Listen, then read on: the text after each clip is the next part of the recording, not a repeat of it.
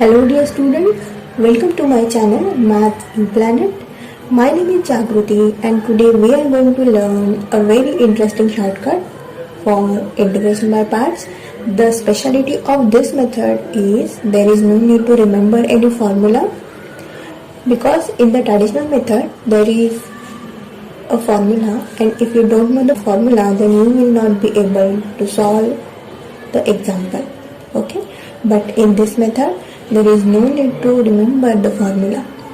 Okay, one more interesting part of this method is that you can stop anywhere in the middle of the example. This method is also known as DI method, diagonal method, Hindu method and tabular method. We are going to discuss totally 3 cases in this method. First case is when you get 0, then stop. So let's discuss this case by using first example, and this example is perfect for this case. Here the integral is integration of x square cos of 2x dx. We have to solve this example. For that, first of all you have to make a table of 2 columns. First column is D column and second column is I column. D represents differentiation and I represents integration.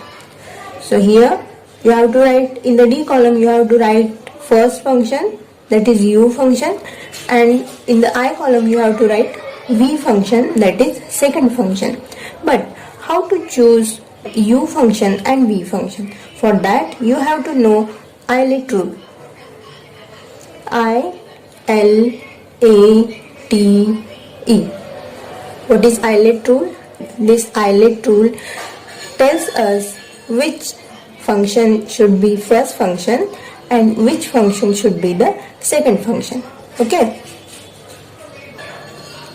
Here E is exponential function,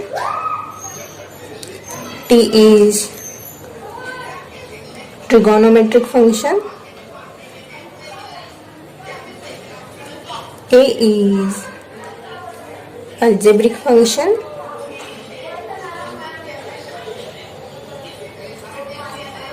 L is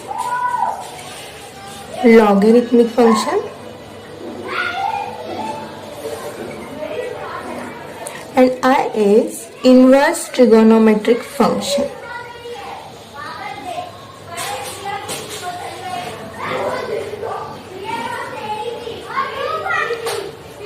Inverse trigonometric functions.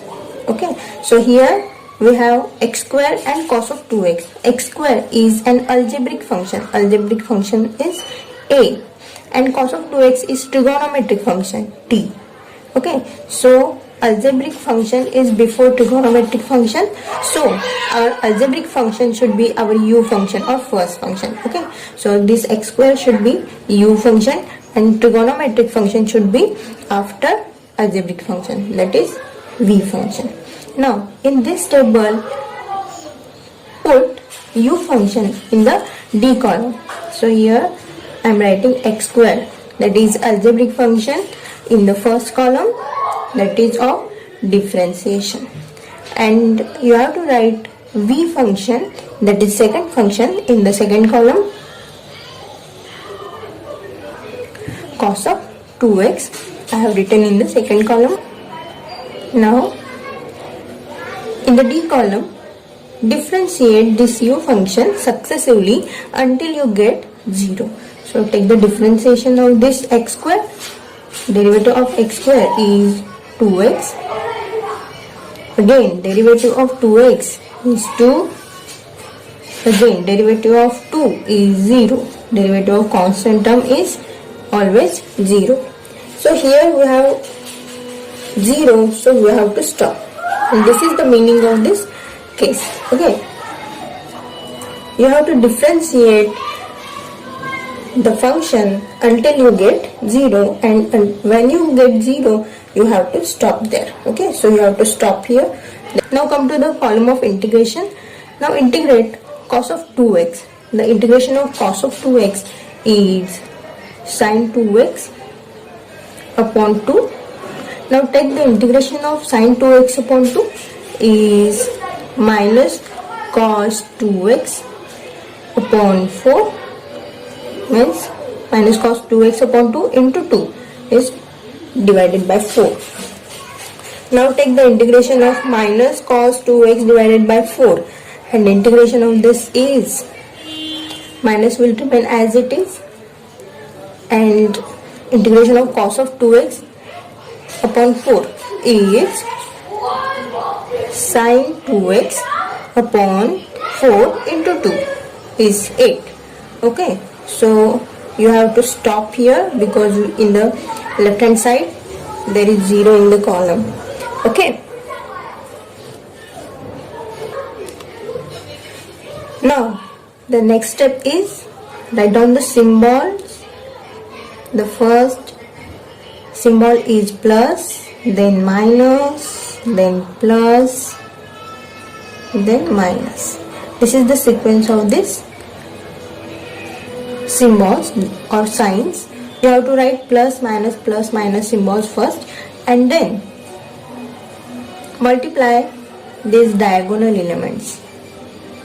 Okay, remember that you are multiplying diagonal elements, so this method is also known as diagonal method also.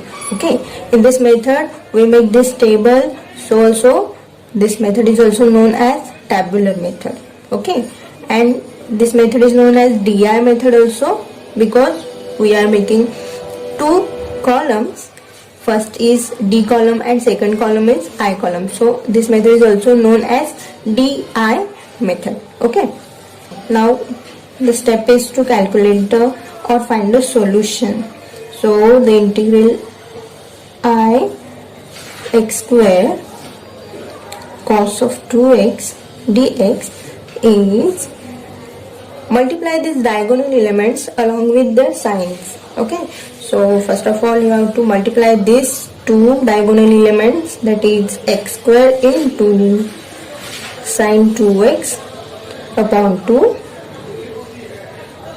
Now multiply these two elements along with their signs. Minus symbol and minus symbol will give us plus symbol, and then 2x into cos of 2x upon 4. Then come to the third diagonal, multiply these two diagonal elements along with their symbols. 2 into, here 2 has plus symbol and sine 2x have minus symbol, so here will remain minus symbol and the multiplication will be 2 into sine 2x upon 8. And don't forget to write the constant of integration because we are working on indefinite integration. Okay, so now just simplification is remained. Here 2, here will be 4. So x square sine 2x upon 2 plus x into cos 2x upon 2 minus sine 2x upon 4 plus c. This is the final answer. Okay, this is the final answer and this is the first case. Now let's discuss the second case. In the second case, case number 2, I have given the name it as when you get initial terms again you have to stop. Okay, when you get initial terms again, then you have to stop. What is the meaning you will get while solving the example? So as we have solved in the initial example or in the previous example, first of all we have to make a table here.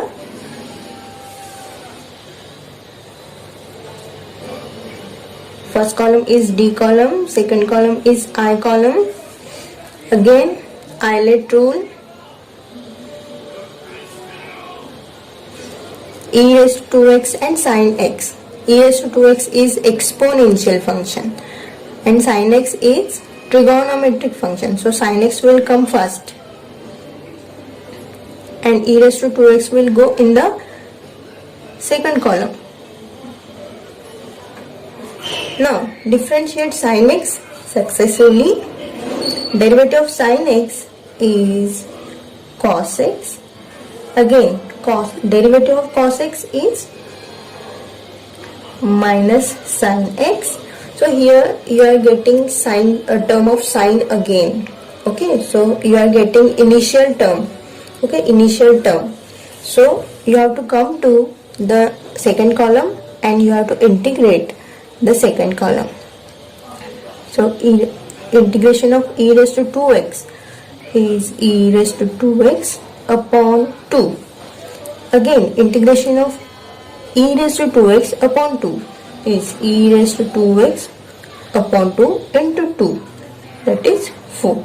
So here you are getting these terms which are in the initial integration. Okay, so e raised to 2x into sin x. So you have to stop here. Now the next step is write down the signs: plus, minus and plus. Okay. Now multiply the diagonal elements while writing answer. I is equal to multiply these diagonal elements along with their symbols and then you have to multiply this. Now multiplication of this sin x into e raised to 2x upon 2, multiplication of cos x into, here cos x has minus symbol, so write down minus,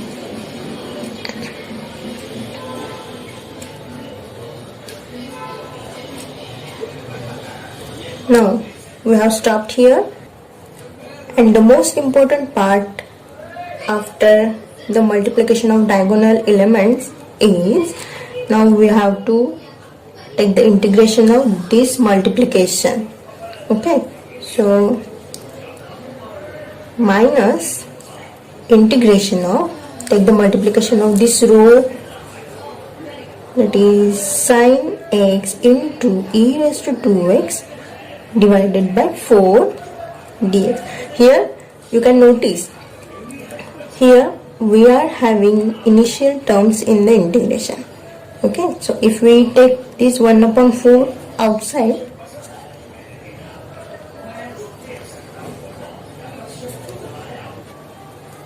so we have taken 1 upon 4 outside the integral and have written all the terms as it is.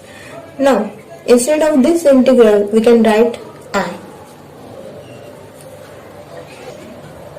Okay, so here instead of this integral I have written I. Okay, now take this term in the left hand side. So now what we have to do is just multiply whole equation by 4. Okay, so what we will get, 4i plus I is equal to 4 divided by 2 is 2 sin x e raised to 2x minus 4 divided by 4 will get cancelled and only cos x into e raised to 2x will remain. Okay, and here you have to write constant of integration. After that you have to add this. I am writing here. So 5i is equal to 2 sin x into e raised to 2x minus cos x e raised to 2x plus c, and divide the whole equation by 5 is equal to 2 upon 5 sin x into e raised to 2x minus cos x into e raised to 2x divided by 5 plus c. Okay, and this is the final answer, and this is the case number 2.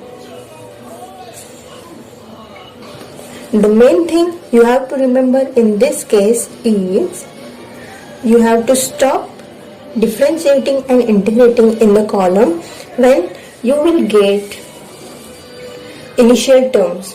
Okay, whenever you will differentiate and integrate u functions and v functions in the column, then you have to stop when you will get initial terms which are in the integral. So this is the main thing you have to remember in this case. Now let's see the third case.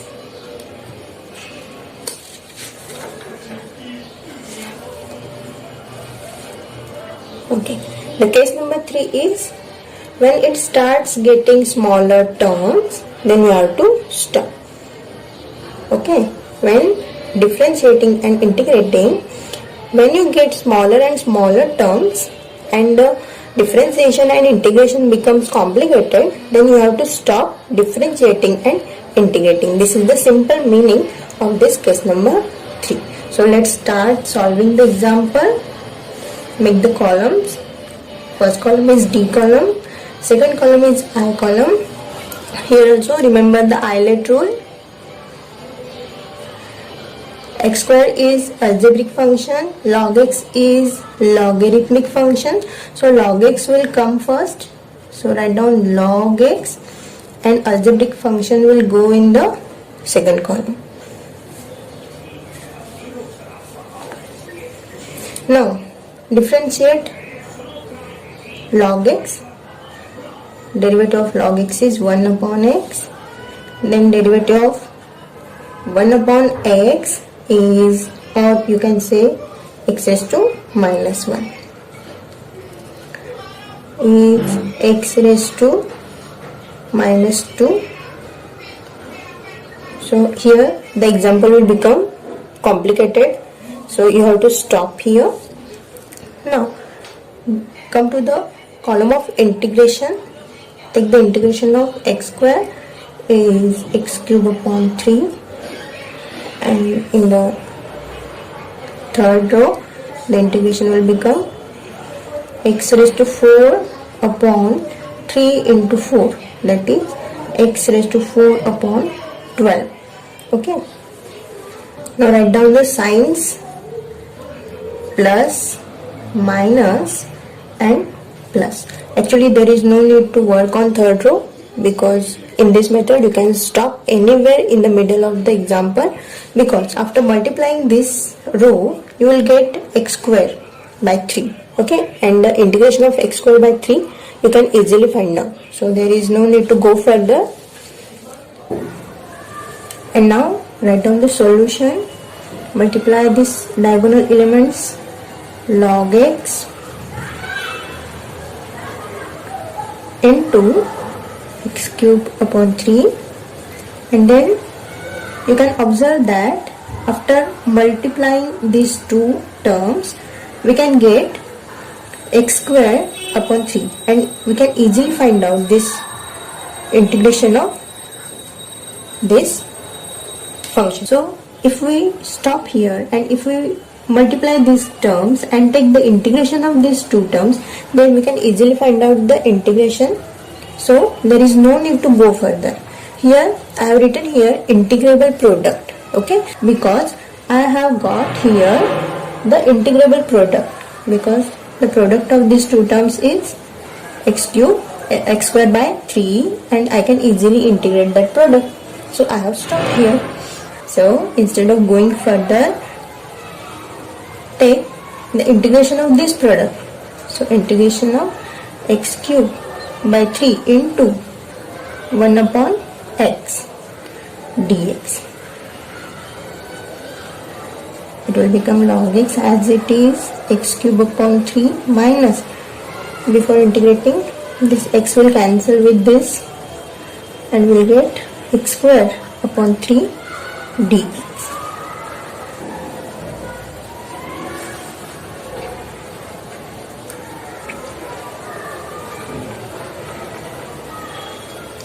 Take the integration of this, x cube divided by 3 into 3